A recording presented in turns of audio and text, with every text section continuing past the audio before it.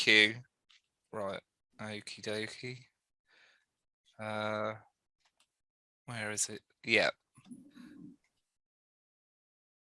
Yes. So this workshop is going to be about autism and life skills from a personal perspective. If there are any questions, just as Tally said, either put them in the chat or request to unmute, whatever, and I'll try my best to answer the questions. I hope you enjoy this. Hang on, there we go. Yes, I see it.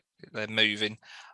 Just as a brief caveat of information before we begin about me and my development.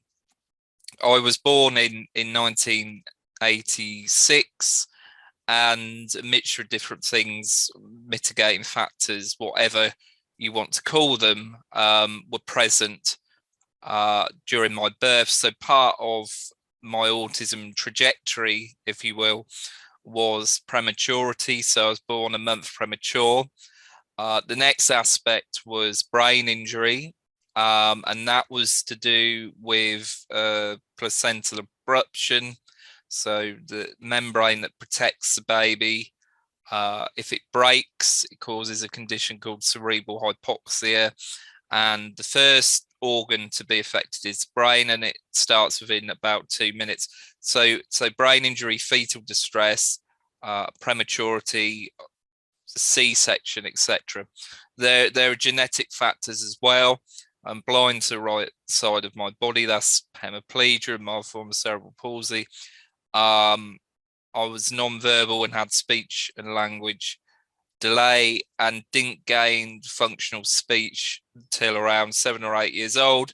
So if I was diagnosed in the late 80s or 90s, it would have been of classic autism in terms of presentation.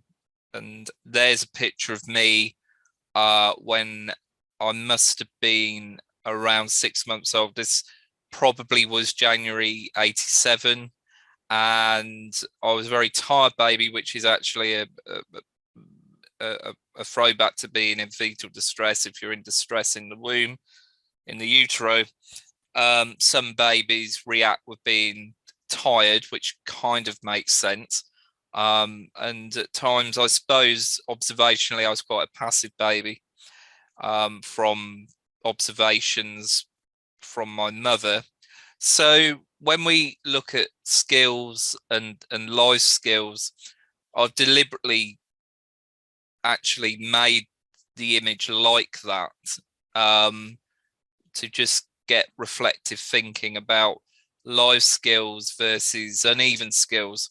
So they don't always correlate, and this can be confusing to people who meet me, who may see me speak at presentations, workshop, training, consultancy, etc. But those abilities that people can see may not correlate with the things I talk about, what I find difficult to do within my daily life. So that is why I put that they're both contradictions, really, in the fact that I can do one thing in the plus, but in the minus, I can't do something else. But people in the middle may think, well, how come he can do that but can't do the latter? How does that work? Because it doesn't seem to make sense. And these uneven skills, some people call it a spiky profile, etc., are found in people on the autism spectrum in general. And I'm going to go through some of the life skills I've struggled with, just to give you an idea primarily of that contradiction, and also looking at the difficulties in terms of information processing that come along with autism in general. So we start off with bathing and actually having baths, and a lot of these information processing challenges come into fruition. For example, I have body agnosis, pain agnosis. So body disconnectivity means that I don't necessarily perceive my body as a whole form all at once. And with that, with the hemiplegia, means that there are not only difficulties with form, body mapping, knowing where parts of the body are, but also with left and right, up and down, etc. So the way in which I still get into the bath even now is to get in, kneel, so I'm on my fours, all fours, and then twist my body around. I can't actually slide into a bath like a lot of people do. That's partly to do with depth perception and the things I've just managed to talk about. Now, the first aspect is temperature. So thermos, your internal thermos regulates hot and cold, when something's too cold, when something's too hot, etc. And it took me until about 14 to actually understand the concept of this, to actually be able to use the taps and mix the water appropriately. So what I do now, I'm 36 nearly, is I put hot water in first, and then I douse it with cold. But for years I was having dehydration episodes in baths, which are actually quite dangerous because they can cause, in severe cases, comas. So my body would go red, but I wouldn't correlate what was going on. Steam would be all around me. And when I get out of the bath, I would feel very lightheaded because of the dehydration that was happening within the bath. Also depth of water. So managing what is a comfortable level to, I mean, partly this is personal preference, but it's also practicality, isn't it, as well? What is actually comfortable for your body shape, length, etc. Those were struggles too. Length of time and distraction kind of correlate. So length of time one is in a bath is, again, it seems subjective, but actually it's important, because what am I actually doing in the bath? So am I daydreaming? Dissociation was very, very common for me. So actually just dissociating, zoning out, forgetting to wash, or washing parts of my body but not others, actually going into the bath and forgetting why I was there, what its function is, why and how. So context. And also in my early years, I would just be very sensory seeking, tactile kinesthetic. So I would waste lots and lots of time, although it wasn't a waste of time from my perspective. It's just the function, the interpretive function of bathing, on pouring bubble bath into the water, turning the taps on. The top of the bubble bath, I used to put bubble bath in, you know, the actual top that you unscrew, and then put hot water in it to make it froth. I would, you know, get shaving foam, and put the shaving foam top full of foam, and then make a face out of it or something, and then put bubble bath underneath it. I would smear shaving foam all over the tiles, and the same with the actual bubble bath. So there was a lot of distraction for me other than the function of having a bath. So all those things taken into account, as I've got older, I've been able to focus on what bathing actually is from a hygiene perspective. So it's not just as simple as being a teenager and begrudgingly going into a bath, or rebelling, although teenagers do that in certain ways.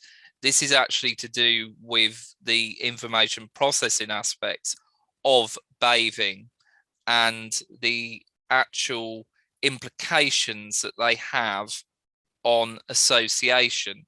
So the next aspect is tooth brushing, teeth brushing.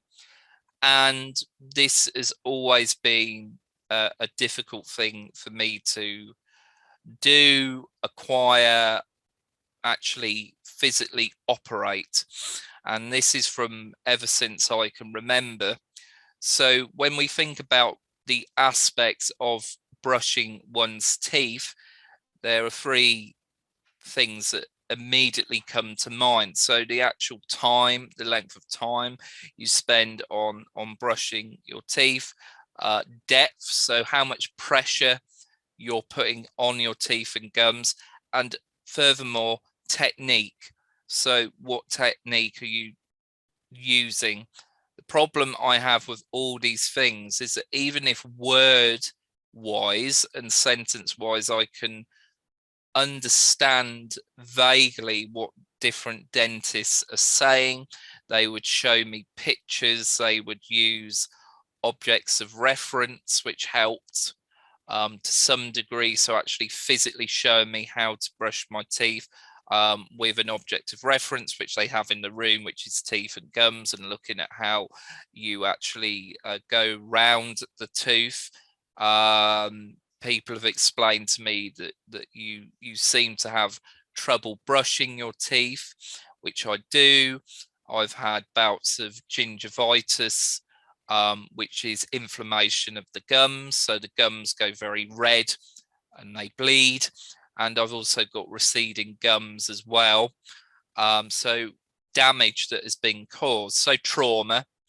I have delays in actual pain recognition. So I'm too heavy-handed. And again, it's to do with body mapping. So I'm too heavy-handed with the actual aspect of brushing, to the point where a dentist about 10 years ago said to me, you brush your teeth far too hard, so hard in fact that when I put a light on your teeth, there are actually bristle lines, there are indentations in all your teeth where you actually overbrush too hard. The front of my teeth are opaque because I've worn away enamel. The left side of my top teeth are worn away because I overused, may I add,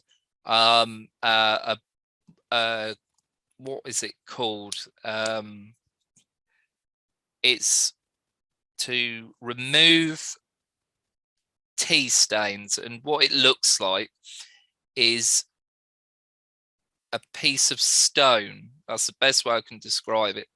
On the end, so you've got a long toothbrush-like appliance, but instead of bristles on the end of it, you have almost like a pumice stone type fixture, and you're meant to brush lightly on your teeth, to just lightly, gently massage the stains off. Well, I went to town on my teeth and actually wore away enamel so much that the dentist thought I had bruxism, but what had actually happened, I'd actually gone to town on them, didn't realize that I was actually causing physical damage to my teeth. It's mild. I mean, it's not noticeable unless you look at them underneath a light and get close up, but that was damage that was caused by me. Receding gums, there's two elements to this. Gingivitis does cause receding gums, because what's actually happening with receding gums is when you get the inflammation and the infection, what the gums are trying to do are to run away from it, metaphorically speaking. So that's why your gums get higher and higher, because the gingivitis is not nice and the body's trying to get away from it. Another aspect is overbrushing. And if you brush your teeth inaccurately, which I do a lot, you wear away the gum line and then you expose the more sensitive parts of the teeth. Bruxism I'm a nocturnal bruxist apparently, but that seems to have gone, thank goodness. And I had a gum guard for many years. It can be related to anxiety disorders, um, actually structural deformities of the mouth. So they could be an overbite, underbite, jaw misalignment, um, teeth misalignment, etc. So teeth clashing in an unusual way, making them chipped or worn. I would say the hemiplegia has a big aspect on that because my jaw is quite stiff at times. So my theory is it's to do with that. But the overriding factor in all these aspects, again, is information processing. If you don't have a good internal body schematic of the framework of your mouth, if you're putting something in your mouth and you're not consciously aware of where it's going, how it's working in terms of a toothbrush, then it makes sense that you're causing trauma. So what I do want to point out here is that there was a revelation a year ago where finally all these different challenges came together, and I finally was able to actually use the tooth picker appropriately. What I used to do is I used to just scrape away at my teeth and cause delayed pain. This pain would sometimes go on for weeks. I used to do this to my wisdom teeth at the back. I used to stab into my gum and puggle, and then wonder why I'd have weeks and weeks of pain, because I was fearing that there was food trapped inside the tooth or between those teeth. So it gives you an idea that even a simple thing that you would think is a simple constructional thing like brushing one's teeth, for me, has taken 36 years to actually get there. And now what I do is I'm a light brusher, and that's taken a lot of time to work out that how far away I actually press on the tooth. And then when I use the picker, the way in which I use it is I try again to kind of move in a more lighter fashion. So I'm effectively not trauma in my teeth or my gums. But this has taken time.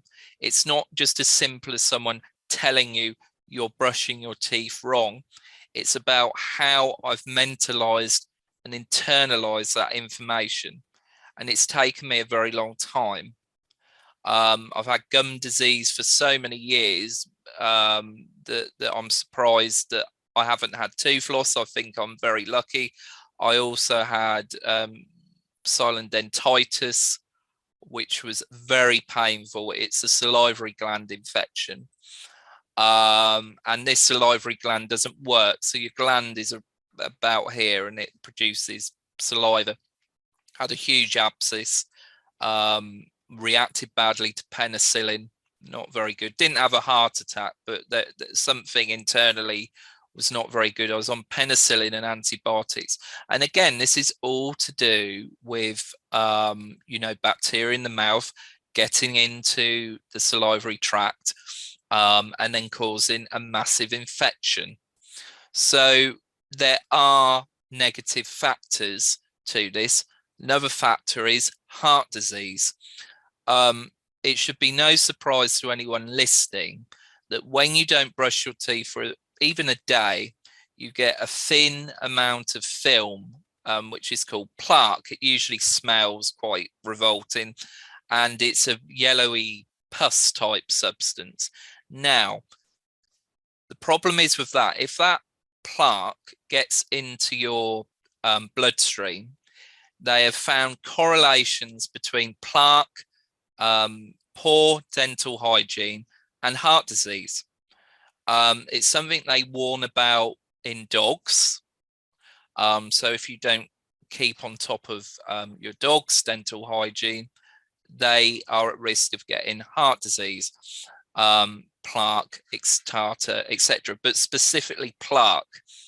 And if you've watched, as I have, because I'm interested in those sorts of things, valve and plaque removal from a heart, so the valve is opened up, and what does a substance look like? It's a sticky pus-like material which is built up over time. So at this point in the workshop, are there any questions around this?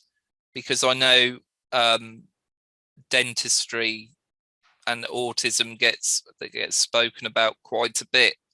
Are there any questions about this before I move on?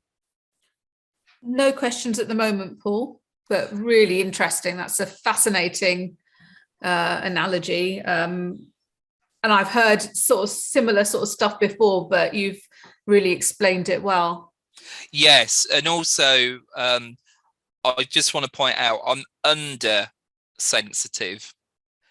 I'm the opposite. So when I go into dentists, I really enjoy it because I'm actually getting feedback. Whereas there are some people who are the complete opposite. I can deal with extractions, polishing, flossing. In fact, because of COVID, I really enjoyed this lady, very talented dentist. Really, she, instead of using water and mechanical things to clean my teeth, she just used floss and just flossed all my gums because they were inflamed, which was quite amazing. But yes, there are links between poor dental hygiene and heart disease. Before you move on, Antonio, do you want to unmute yourself? It looks like you've got your hand up. Have you got a question for Paul or a comment? Yes, I've got 3 autistic children, and getting them to the dentist is a nightmare. Then when they are at the dentist, I get the same spiel every time about how they need to brush their teeth, etc., etc. But getting them to actually brush their teeth is the problem. I can explain to them how good it is and how they need to do it, but they don't grasp the importance of it, and it just doesn't get done. Yeah, I mean, there could be a mixture of things going on there. It could be what they're understanding and conceptualizing from the dentist. I don't know if the dentist speaks to them directly, and what they're getting from that experience. It may be slower. It may be that they need a more nuanced way of it being explained to them. So I say in other workshops about working parallel with their system. So you have to work with their system. If you just talk generalistically, or not working with their system in terms of communication, then the information may not be going in. The dentist may feel that they are, and it's no fault of their own, that the information is going in, but it may not be in the way that they think. So sometimes modifying the way they talk and discuss about dental hygiene, etc., can help. And actually having a discussion maybe separately with the dentist about how your children are personally impacted by not just the dental procedures, but actually the daily activity of dental hygiene. And are the dentists aware of autism? Are they aware that your children are on the spectrum? They are aware of the fact that they're on the spectrum, but I don't think they quite grasp the complexities of it.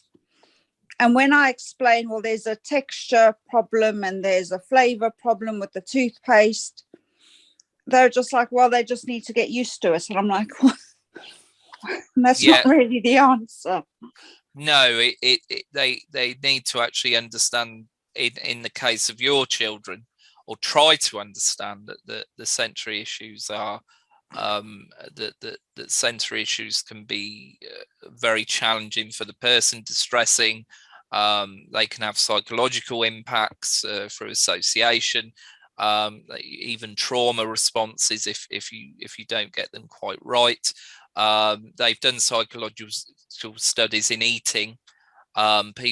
Children, whether they're on or off the autism spectrum, that have eating disorders, and one of the worst things you can do is force. Because what you're psychologically doing is you're creating a core belief that I even if I don't like something, control is being taken away from me totally. And it can cause a trauma response. For example, I was listening to a lady talking about eating disorders many years ago, and she can't eat a certain type of food because of the way in which the information was presented about the food. I think it was blueberries or something. And it was all to do with how her mother forced her to eat them. And she can't eat them because it brings back the memory. So there's a lot of layered things, although they might not be meaning to be difficult by saying, oh, they have to get used to it, etc. I understand in building resilience, because there's other parts of my life where I've had to, but you have to have a bit of empathy and understanding. And also understand the psychological ramifications of forcing, particularly in young children. It can cause lots of challenges in later life and even adulthood. So yeah, there's something called core beliefs. So significant others around you. It's not just caregivers, it's significant adults. It could be dentists, teachers, grandparents, etc. And if they put an idea into someone's head about how the world works, i.e., you must do this, even though you find it incredibly painful, then that can cause repercussions in later life. So it may be worth, maybe having a meeting. I don't know if you can have meetings with dentists. I've never done it before personally, but I can't see how that is unreasonable. And actually sitting down and trying to educate them about your children's system and how it works. Yeah, I'll try and do that, because I've even asked on the NHS if there's if there's specialist dentists that deal with autistic children. And I mean, understandably, the NHS is really bogged down at the minute, but there just seems to be this lack of understanding in something that is so sensory orientated that there's very little understanding from an autistic's point of view about how that might feel to them. Yes, there's just gaps in knowledge. So in dentistry, they talk about the mechanics of dentistry, teeth, things I don't know about, and orthodontics as well. But they may not go into areas like what we're talking about, developmental disabilities, and how patients are treated. And that's a different aspect altogether. But it depends on the person, doesn't it? Yeah. It depends on the dentist, what they're willing to learn, what they're not willing to learn, whether they're fixed in their views of practice, whether they're not, whether they're slightly psychopathic or sociopathic, so they don't get empathy feedback, and that might be one of the reasons why they're in dentistry, because you may just not be an internally very empathic person. So there's lots of reasons why people personally go into dentistry, and I've met them all. I've met people that are very empathic and understanding. My second dentist, was very much like that. And also, what creates this trauma around dentistry in general is the child's early experience of dentistry, which again goes back to core beliefs, nervous system regulation, feeling of being out of control, and a child's view of what's going on still imposing on in adulthood, which is why a lot of people are traumatized in general, because they still retain in a child's view of what's going on, even though they're still an adult. So it's Indeed. it's lack of rationalizing, you see. Yeah. So yeah, they have to understand or try to understand the psychological impacts of your children going to the dentist, and what may or may not be modified to make their appointments more pleasant. Yeah. No, I will do. I'll maybe see if I can have a word with them or something just beforehand, just to try and, because I know they need to brush their teeth more. I know all the things that go around it, but short of actually putting them in a headlock and brushing their teeth themselves, I can't make them do it. No, I you can't can't. force it on them. You know what I mean? And I don't want to either, because Yeah, the ramifications could be, be felt years later. So exactly. yes, yeah. So maybe having a discussion with the dental practice, if there's any practitioner leads or practice managers, maybe speaking to them, and obviously trying to speak to the actual dentists and dental hygienists that actually work with your children. Okay, thank you very much for that. That's all right.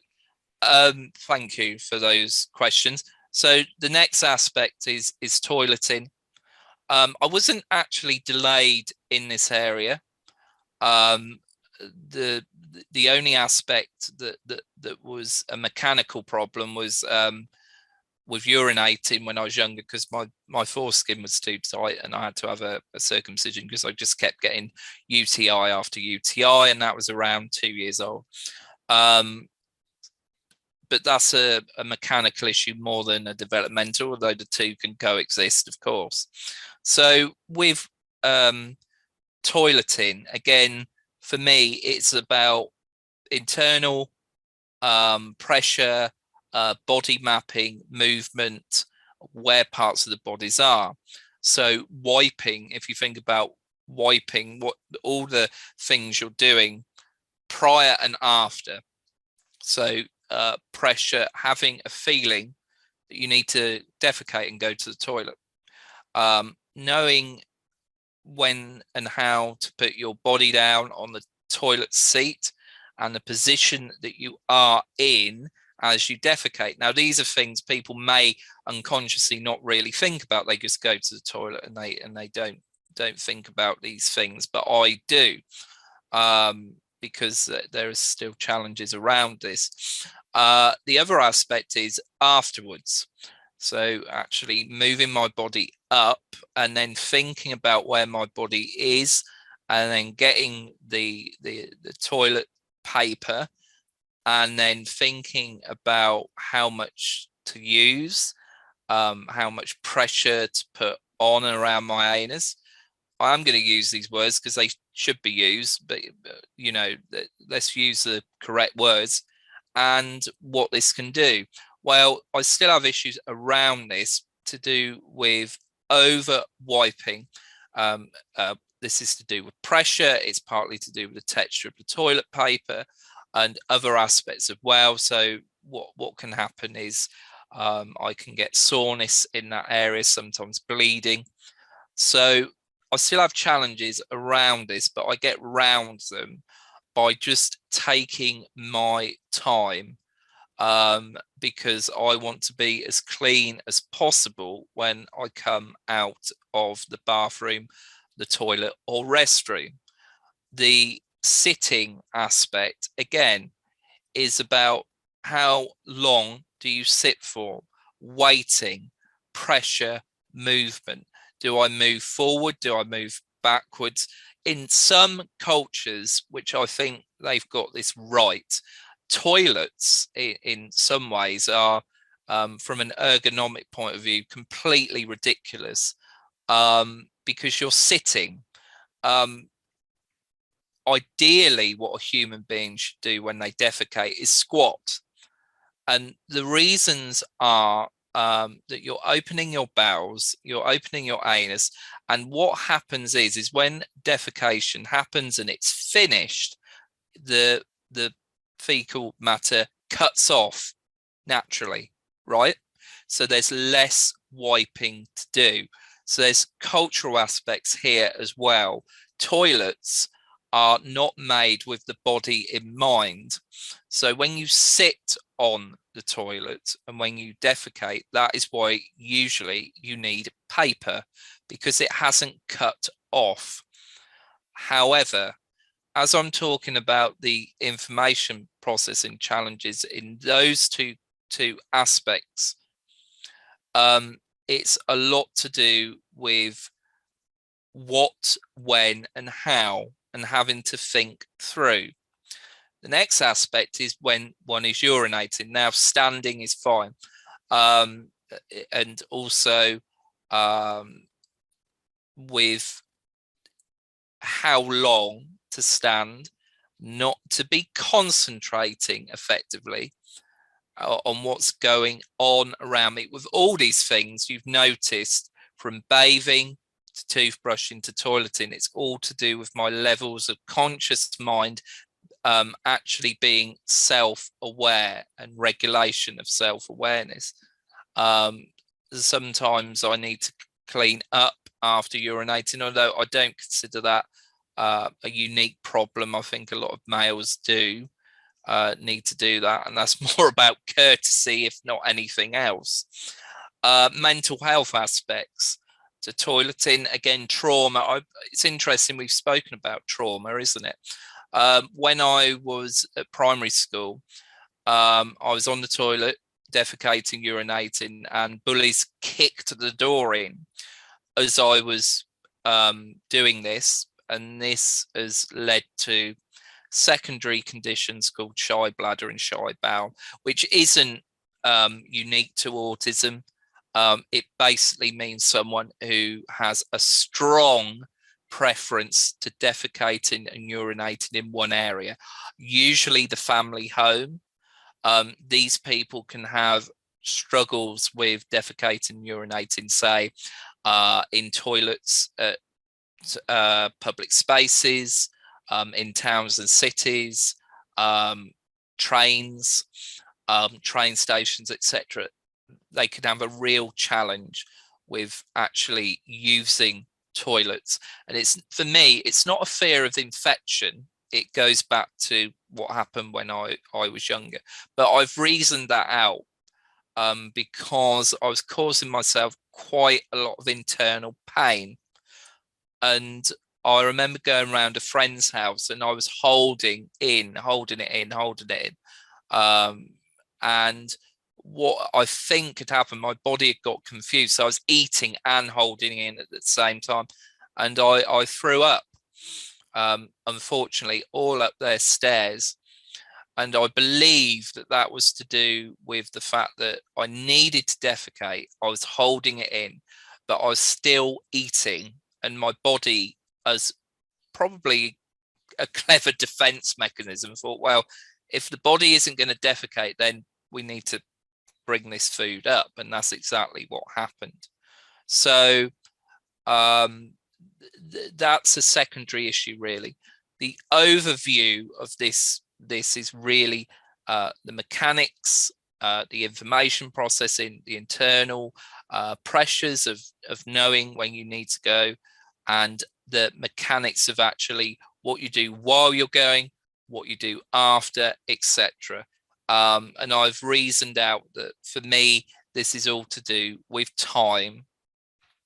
Are there any questions about this?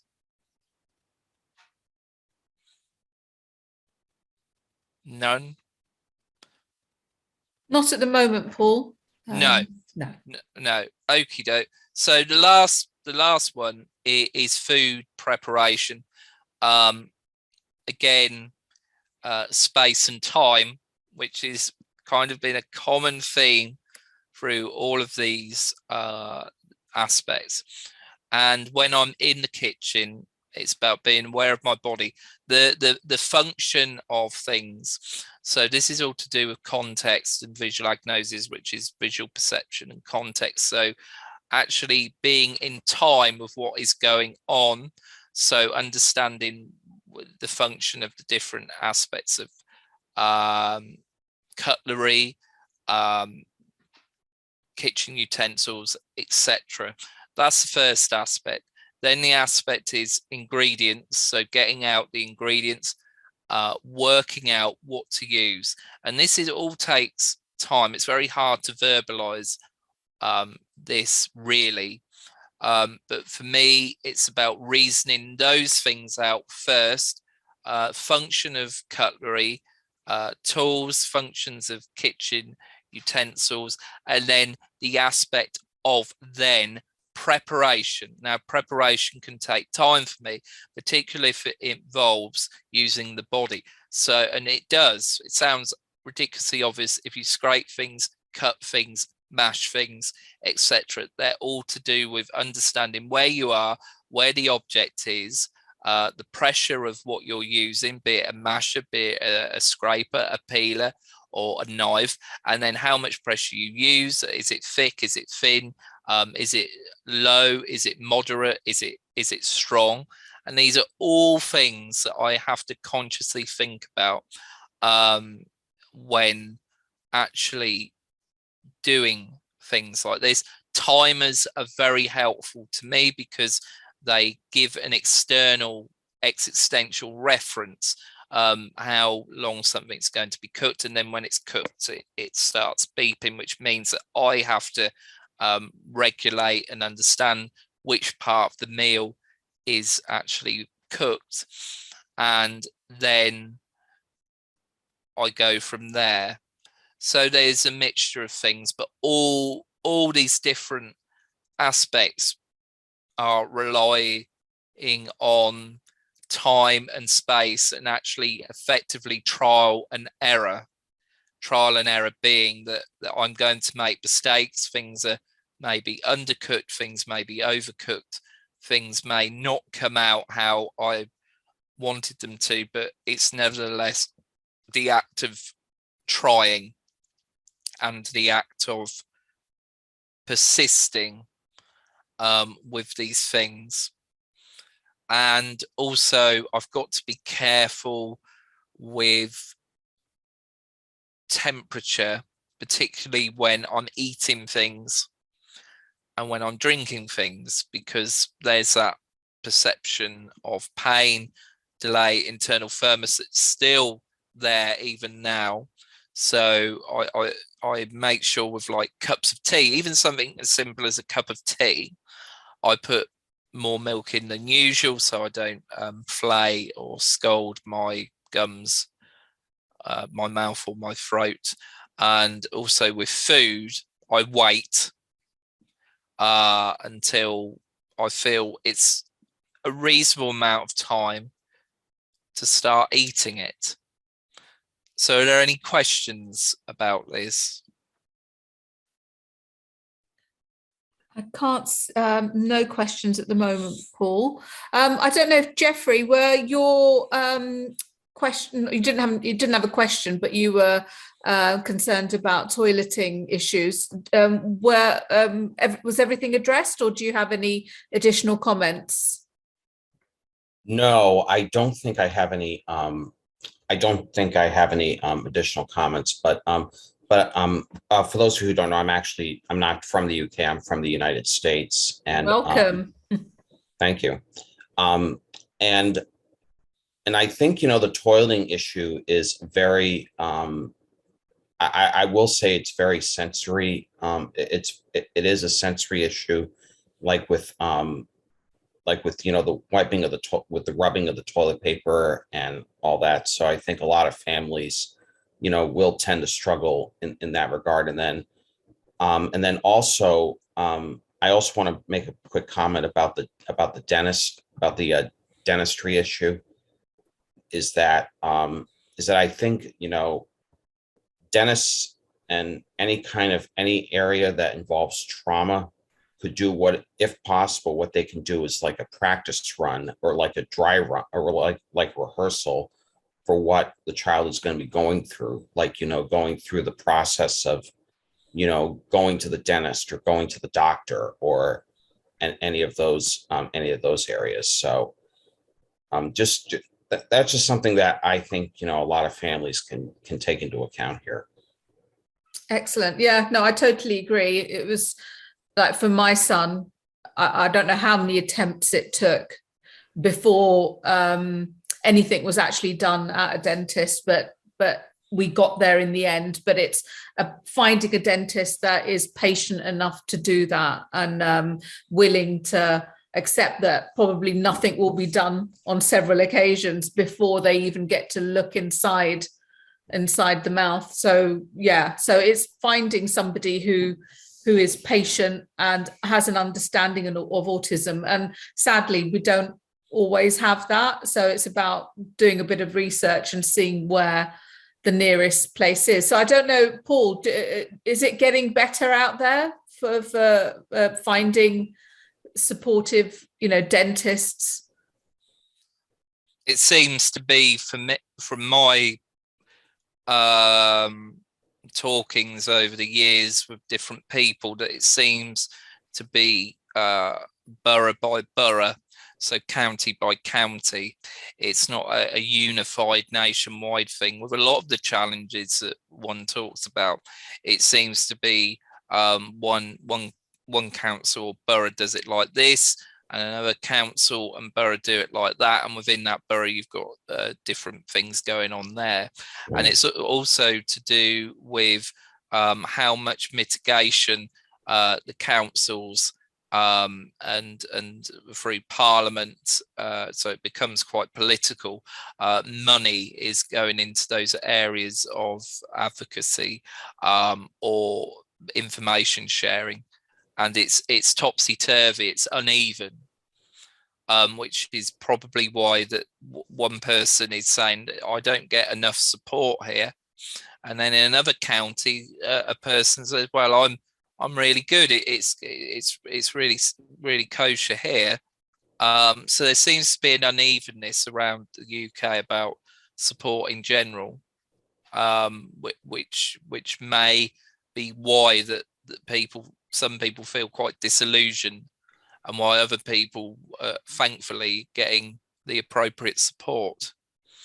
And then you can make it even more granular, can't you? It's down to the person you see or persons you see at the time. So whether the person is willing to understand it is one thing, isn't it? If a person is willing to change or modify their practices, that's an internal reasoning.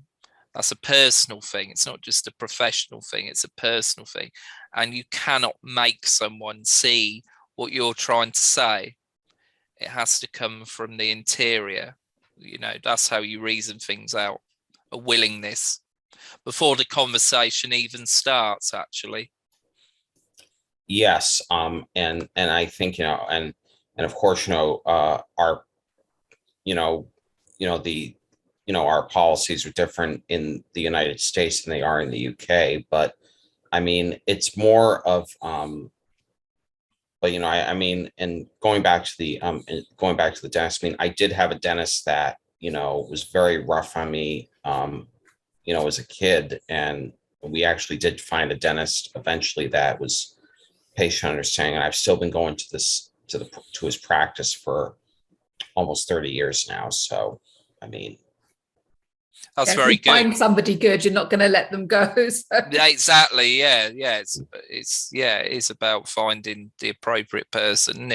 If it works, it ultimately works. If they understand your system and the way your information processing challenges present themselves, then it's about actually willing to understand and go through that process of maybe changing your worldviews or certain views you have on things, which takes time for some. Yeah. Okay. Yeah. So, but yeah, I don't want to take too much more of your time, Paul. So, thanks for answering my questions and stuff. So, and thank you for joining us, Jeffrey. Yeah. It's really good to have you here, and it's nice to hear how it's happening on the other side of the world as well. It's Yes, interesting, isn't it? It's just, how do you find services for people on the spectrum in the States? Do you find life easy? Are you supported a lot, or? Yes, actually, I'm very, very supportive. I'm very supported. We've had a lot of, I've been very fortunate to have had a lot of really, good services where I live, and I've actually, it's, I mean, I live on my own. I was, became the first student in my hometown to, complete pre-K through grade 12. I've been living on my own, and and the key thing of that factor is support. I've been very fortunate to have a very strong support system, and I think that a lot of I think what I do as a self-advocate and public speaker is to try to reach out to families and individuals that, what I went, because, what you're going through right now is what I went through. And a lot of them don't even know about the support system and about any support systems that they may otherwise find easily. And, some people may not have, the financial aspects to, pay someone to help their child, or, or things of that nature. So it's we still have a long way to go. I mean, nothing's ever going to be perfect in any regard, whether it's, here in the US or in the UK or wherever. So, I mean, that's part of my mission. I mean, I actually do run, a website and business actually called Going the Distance, which has been in operation for almost a year. So, it's a strong mission. It's a never ending mission. And of course, Paul, you and I are connected on Facebook with what, because we both have the same common goal, which is. That's brilliant. Absolutely brilliant. And I think, this is why we do these talks, because it's just knowing that there is support out there, that there are people like yourself, Jeffrey, and Paul, who can help and support, just makes life that little bit easier for parents as well as our children as well. And for me, community, this is a big part for me, this knowing that we're in this together, that we're here to support each other, is what keeps me going. And I know it keeps a lot of other families going as well, whereas we're not reinventing the wheel every time. If I need support, I mean, I've got Paul, I can ask him, and he supports me. And then there's other people from the charity who are there to support me, because they've probably seen it, done it, been there, and can guide you. And I always say, don't do this alone. There's plenty of people out there to help you and support you. You've just got to find your tribe and who resonates with you. And it's fantastic to have you here, Jeffrey, and hopefully you'll join us again on more of our events. But thank you. It's my pleasure, and I don't want to take too much of your time. So thanks. That's all right. Thank you for You're that. welcome. So from that, with what we've been discussing over the hour, the underlying foundation of my work, and the analogy I use is adopted from Donna Williams, Polly Samuel, who sadly passed away 5 years ago. But her works, her books, her blogs, and there are videos you can see online still resonate.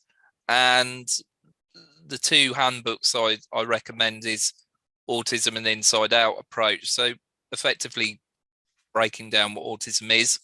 That was published in 95, and then I think 10 years later, the Jumbled Jigsaw, which was an updated version of her analogy.